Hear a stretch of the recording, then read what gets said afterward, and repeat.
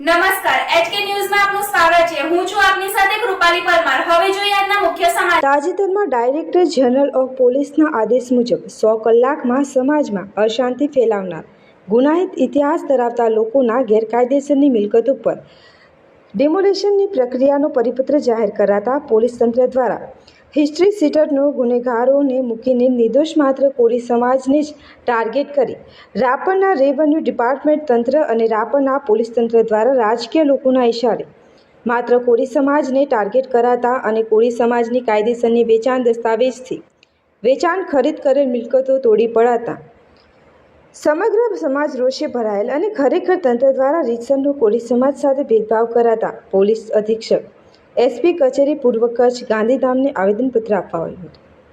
આ આવેદનપત્રના મુખ્ય એજન્ડા એ પ્રકારે હતા કે રાજકીય લોકોના ઇશારે માત્ર કોળી સમાજને જ ટાર્ગેટ કરી અને તેમની મિલકતો પર જ ડિમોલિશન પ્રક્રિયા હાથ ધરવામાં આવી તે ખરેખર તંત્ર દ્વારા ભેદભાવ કરવામાં આવ્યો છે।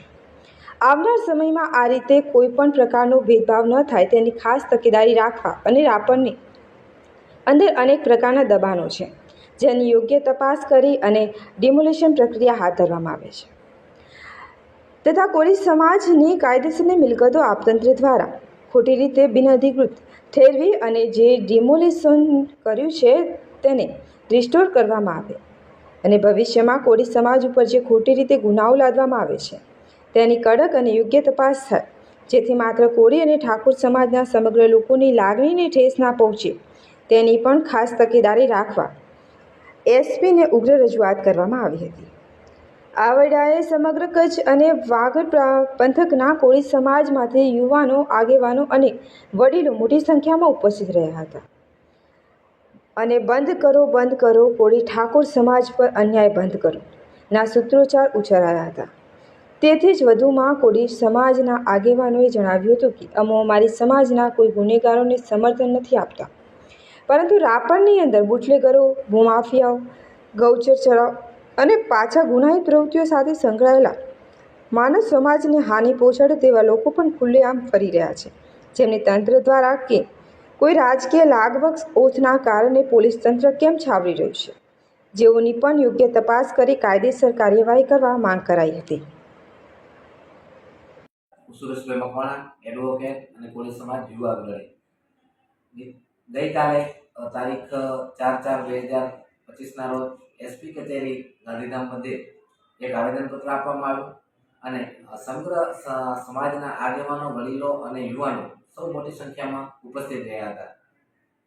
હમણાં તાજેતરમાં ચાલી રહેલ જે ડિમોલેશન પ્રક્રિયામાં ડીઆઈજીના આદેશ પ્રમાણે જે 100 કલાકની અંદર જે હિસ્ટ્રી લિસ્ટેડ વોન્ટેડ ગુનેગારોની જે યાદી જાહેર કરાઈ, જેની અંદર અમારા કોળી સમાજની અંદર કોળી સમાજને ટાર્ગેટ કરી અને ખરેખર કાયદેસરની મિલકતો હોવા છતાં તેઓ મિલકતો તોડી પાડવામાં આવી, જેથી સમગ્ર કોળી સમાજની અંદર એક રોષ છે એ તંત્ર તરફી કે ભાઈ ખરેખર અમારા જે સજ્જડ આધાર પુરાવા હતા, વેચાણ દસ્તાવેજથી જે જમીનો લીધેલી હતી, જે જમીનો ઉપર જે બાંધકામ કરાયેલા હતા એ બાંધકામને તોડી પાડવામાં આવ્યા।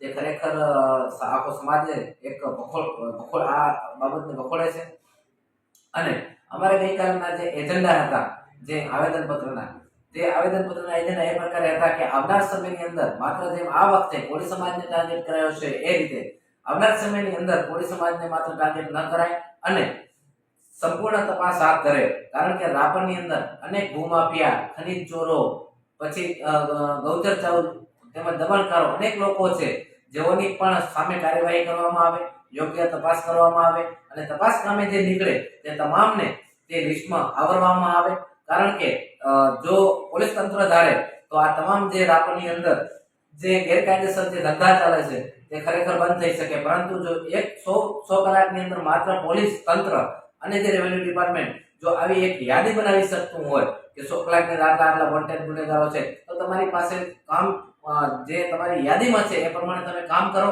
અને જે માત્ર કોળી સમાજને ટાર્ગેટ ન કરો અને સમગ્ર લુખા તત્વો જે છે રાપરની અંદર ખુલ્લેઆમ રખડી રહ્યા છે તે તમામને પોલીસ તંત્ર દ્વારા ક્યાંક ને ક્યાંક રાજકીય વર્ગ ધરાવતા રાજકીય ઓથના કારણે ક્યાંક ને ક્યાંક છાવરવામાં આવી રહ્યા છે અને માત્ર ને માત્ર કોળી સમાજને એક ટાર્ગેટ કરવામાં આવી રહ્યો છે।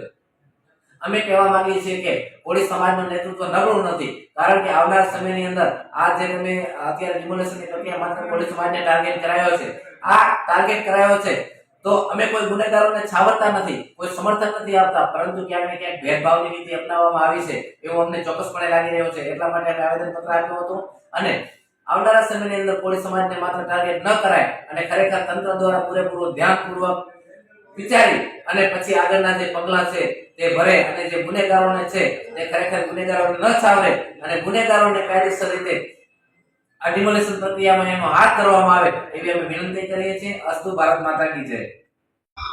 મારું નામ મકવાણા ઉમેદભાઈ, રાપર કચ્છ.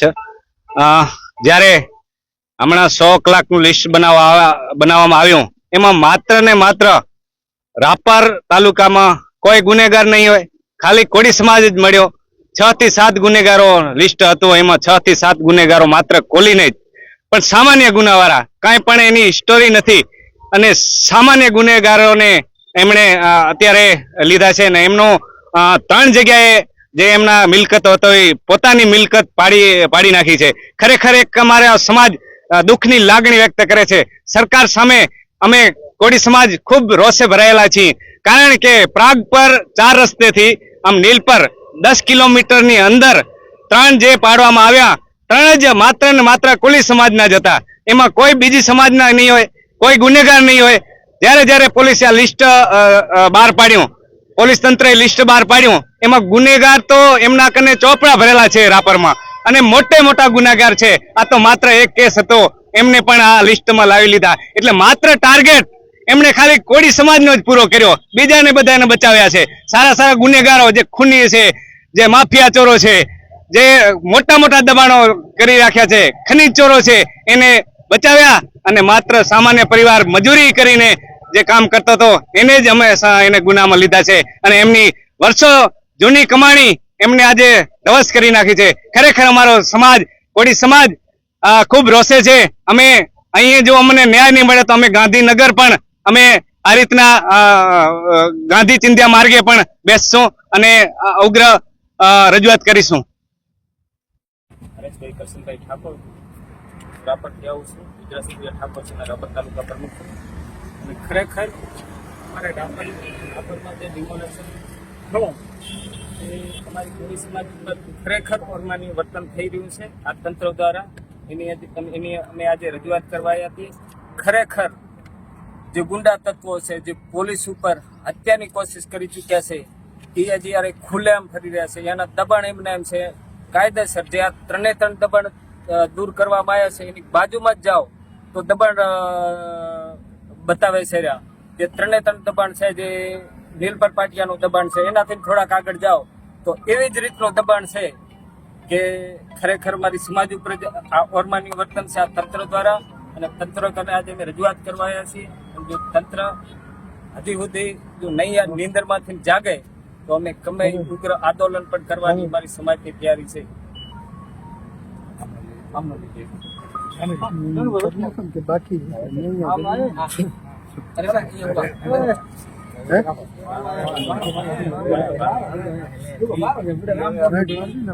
મામાનું સારું લઈ જાઓ.